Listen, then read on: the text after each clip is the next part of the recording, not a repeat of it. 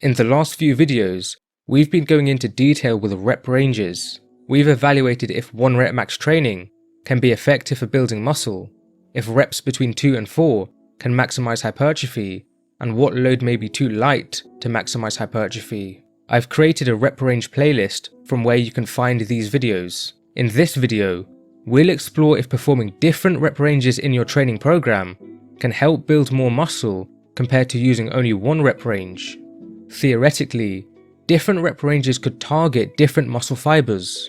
Muscles are generally made up of slow twitch and fast twitch fibers.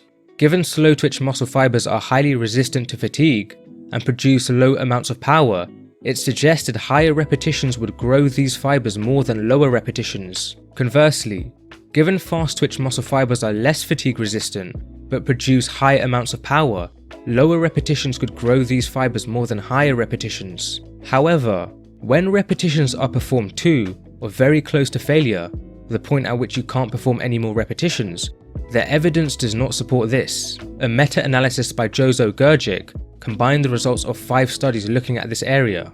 In these 5 studies, the higher repetition groups used loads ranging from 30% to 50% of their 1 rep max on an exercise, resulting in around 20 to 40 repetitions to failure each set. The lower repetition groups used loads ranging from 75% to 90% of their 1 rep max on an exercise, resulting in around 3 to 10 repetitions to failure each set. Combining the results of the 5 studies, growth of slow twitch muscle fibers was similar between the higher repetition and lower repetition groups. Likewise, growth of fast twitch muscle fibers was similar between the higher repetition and lower repetition groups. Now, in this meta-analysis, the 95% confidence intervals were wide, essentially meaning we should approach these results with some caution. More research in the future will still be helpful. Nevertheless, the idea that higher and lower reps do a similar job at growing slow twitch and fast twitch muscle fibers, provided those reps are performed to or very close to failure, would make sense. Muscle fibers are recruited in a progressive sequence. During low effort tasks, slow twitch muscle fibers are recruited, but as your effort increases, faster twitch muscle fibers are gradually recruited.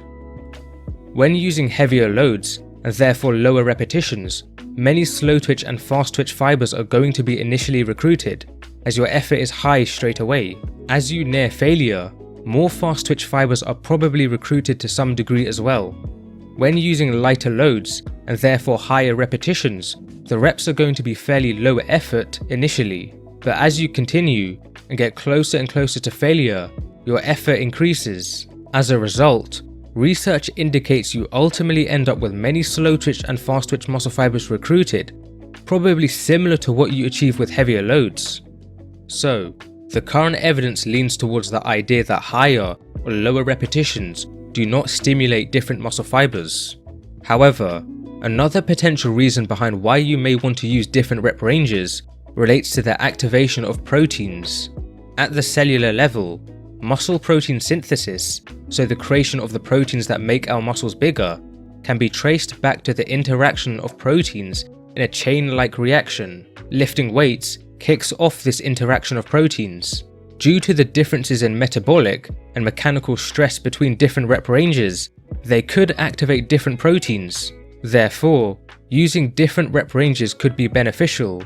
Some research has indeed found that low and high reps result in the activation of different proteins. However, there is also research finding this not to be the case, so it's not completely clear. Nonetheless, let us now move on to the actual research exploring if using different rep ranges builds more muscle versus using only 1 rep range. Schoenfeld and colleagues split 19 men with an average of 4.5 years of training experience into a constant or varied group. Both groups trained 3 times per week on non-consecutive days for 8 weeks. Each session, they trained the bench press, overhead press, lat pull down, cable row, back squat, leg press, and leg extension for 3 sets each and 2 minutes of rest between sets. The constant group, for each exercise, used a load that allowed them to perform 8 to 12 reps to failure each set. The varied group, on day 1 of each week, used a load allowing them to perform 2 to 4 reps to failure each exercise set. On day 2 of each week, a load allowing them to perform 8 to 12 reps to failure each exercise set. And on day 3 of each week, a load allowing them to perform 20 to 30 reps to failure each exercise set.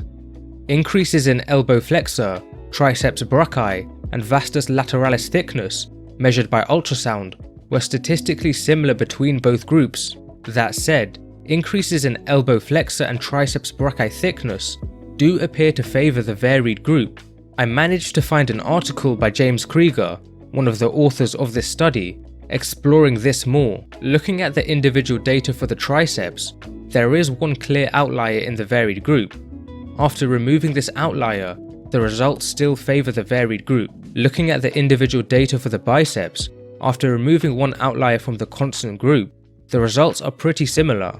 Looking at the individual data for the vastus lateralis, the results are similar. So, except for the triceps, the varied and constant group experienced similar gains. It seems likely that the tricep results were a result of random variation, as it was not statistically significant. Remember, there were only 19 trained subjects in this study. Differences in genetics and degree of training experience could explain these findings. As a result, this paper overall suggests using different rep ranges does not improve muscle growth. Moving on, De Souza and colleagues split 26 untrained men into a constant, linear, or daily undulating group. All groups trained the Smith machine squat and leg extension twice per week for 6 weeks. The constant group trained each exercise with 8 reps to failure. The linear group trained each exercise with 12 reps to failure for the first 4 weeks, and then 8 reps to failure for the last 2 weeks. The daily undulating group, for the first 4 weeks, used 12 reps to failure for each exercise on Monday, and 8 reps to failure on Thursday. For the last 2 weeks, they used 10 reps to failure for each exercise on Monday, and 6 reps to failure on Thursday.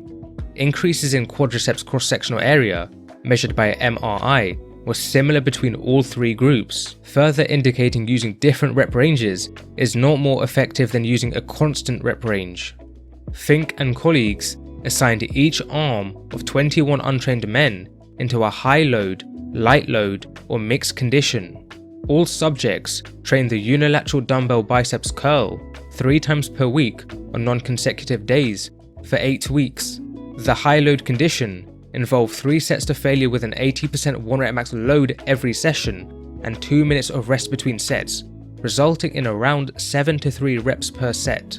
The light load condition involved 3 sets to failure with a 30% 1 rep max load every session and 2 minutes of rest between sets, resulting in around 40 to 10 reps per set. The mixed condition, throughout the 8 weeks, alternated between 2 weeks of training with a high load condition and then 2 weeks of training with a light load condition. Increases in elbow flexor cross-sectional area, measured by MRI, were similar between all 3 conditions, again suggesting using different rep ranges / loads does not improve muscle growth. There are a few other studies comparing the use of different rep ranges to using a constant rep range. However, the issue with these studies is they used body composition or circumference measurements. These measurements are less sensitive and accurate compared to using MRI or ultrasound.